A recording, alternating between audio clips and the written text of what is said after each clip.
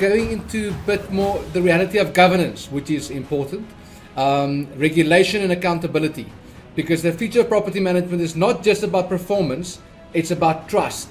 And we have to ensure that we are operating in a compliant and compliant way. Let me just pause it there. Johann, if you can join me with your panel. You obviously left the most exciting stuff for last. So if I can call up Marlon, Deborah, Vale, and Abram, if you can maybe just join us in the webinar.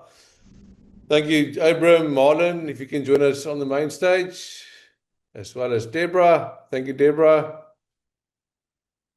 Okay, I'm going to start. I know Marlon will join us in a moment. There we go. We have got to make compliance exciting. Compliance and legal risk exciting now, because we're the last bit of the session. Abram, I know you've got a hard deadline, so I'm going to start with you. Your question is all Adjudicator General at CSOS. The first time CSOS is joining us and engaged, so thank you for making the time to do that.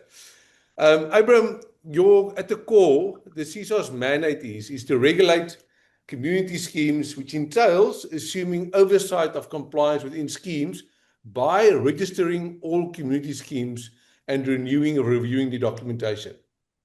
So my first question is, at the core of what you stand for, what your mandate is, how many of the estates or community schemes have CSOS successfully registered? Thank you very much, and thank you for inviting us. We are currently now at 37,000, and continuing to register, the remaining ones. You would note that there are still challenges with regard to some of the other schemes, particularly the hijacked schemes in various areas such as your Sunnyside, your Hillbrow, KZN. There's quite a number of them that are still, having challenges. But we are now, as I say, at around 37,000. Well done. It seems like good progress. Maybe just a follow-up question on that.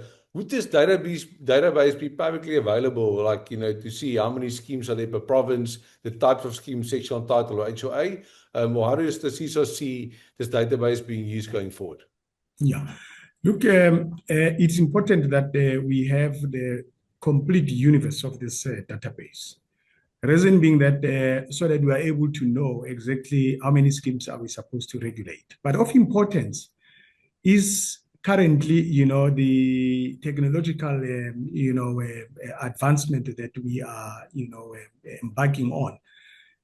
We have currently started, with a third-party integration, which will assist us as the CSOS to make sure that, even the schemes out there, particularly, the managing agents, the owners, and so on, they have at least that access to be able to know, all the necessary documents that we will be, obviously, as a repository of those documents, so that, they are able to have access to those documents. Obviously, with limited access, because you need to make sure that, we comply to the POPIA, requirements.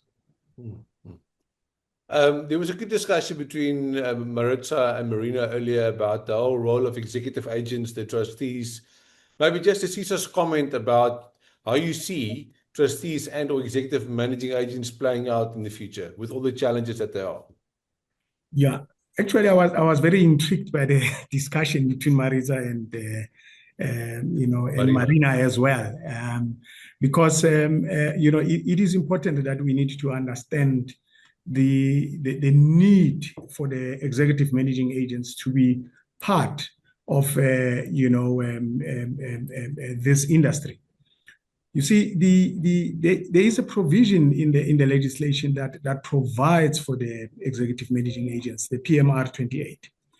And it is important that as we deal with this and ensure that we comply with that provision, we are inclusive of everybody, and make sure that all the people with the relevant skills and knowledge form part of the panel that we are currently creating. I think Marina did speak of the panel to say that she's still not comfortable and happy with the panel. It's very minimal, and what are the checks and balances.